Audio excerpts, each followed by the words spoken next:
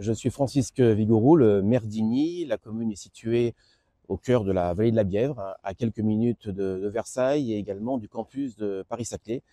Gustave Fayet a été injustement oublié pendant des générations à Igny, mais également de manière plus générale, ce qui justifie tout l'intérêt d'ailleurs de la saison Fayet au plan national. Et en revanche, Gustave Fayet, lorsqu'il est arrivé sur la commune et a acquis le bâtiment qui est derrière, l'ancien relais de chasse, qui est devenu depuis la mairie au début du XXe siècle, a très vite été inspiré par le paysage, par la nature environnante, c'est-à-dire les coteaux boisés, les bords de la rivière, de la Bièvre. Et aujourd'hui, cet héritage de Gustave Fayet perdure. C'est le sens de tout le travail qui était effectué à Igny depuis plusieurs années, justement, pour respecter ce paysage qui a tant inspiré Gustave.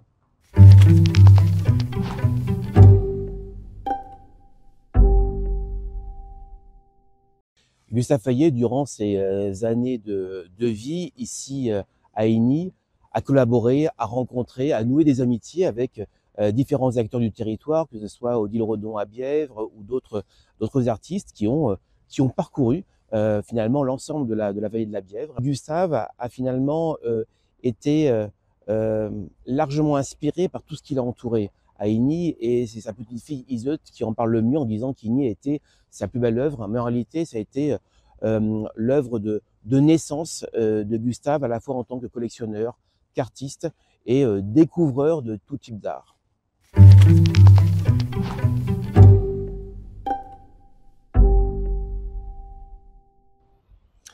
Alors Igny est très volontaire dans l'organisation et le parcours qui va être développé durant toute l'année 2025, et donc au travers d'expositions, de concerts, de rencontres, de conférences, de films, de parcours photographiques. Et ici dans le jardin, eh bien, nous avons décidé de retracer toute l'histoire, toute la vie, tout l'esprit créatif de Gustave. Et il y a un aspect particulier sur lequel nous avons décidé également de nous impliquer, c'est ce rapport à la nature, au jardin, à la nature sauvage ou la nature domestiquée, qui a tant inspiré en matière première Gustave.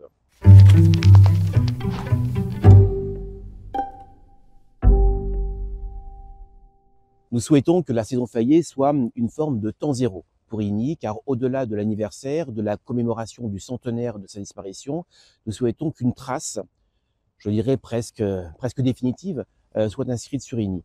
Et donc nous souhaitons travailler sur un lieu à la fois inspirant et un lieu ressource culturel, qui ait un caractère à la fois muséal pour rappeler l'histoire et l'œuvre de Gustave Fayet, également un lieu qui puisse inspirer des artistes et également générer une activité culturelle protéiforme, puisque c'était tant ce qu'aimait Gustave Fayet à son époque.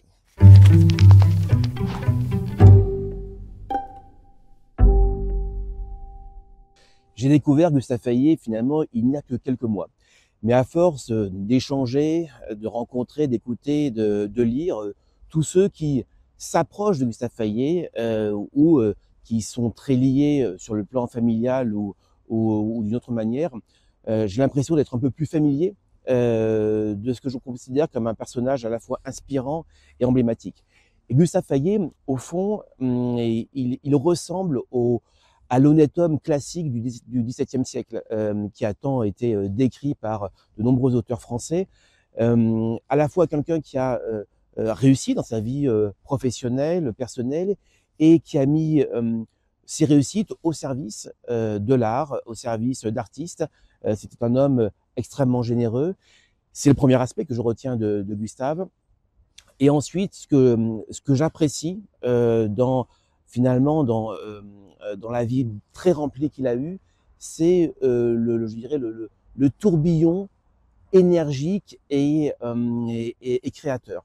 Gustave Fayet a collectionné des œuvres. On sait qu'il a été l'un des plus grands collectionneurs de Gauguin, mais il a également défriché des pans de l'art, que ce soit en peinture, en sculpture, dans l'ameublement, dans la tapisserie, dans les dessins, également dans la photo. Finalement, c'est un homme complet, et j'ai le sentiment que le tourbillon qui entourait à l'époque Gustave Fayet et qui l'entoure aujourd'hui rend énergique tous ceux qui s'en approchent, et c'est ce qui est, je trouve, particulièrement plaisant et inspirant.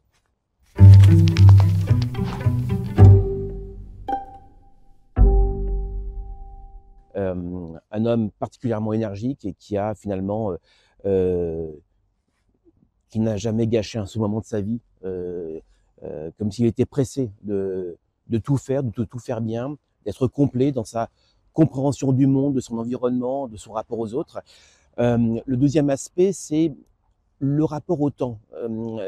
Le rapport au temps renvoie à une notion un peu d'éternel. C'est d'ailleurs le propre de l'art.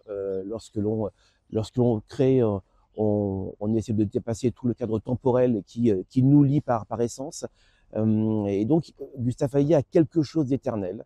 Et je trouve que ça fait aussi réfléchir. Et le troisième aspect, c'est le rapport au beau.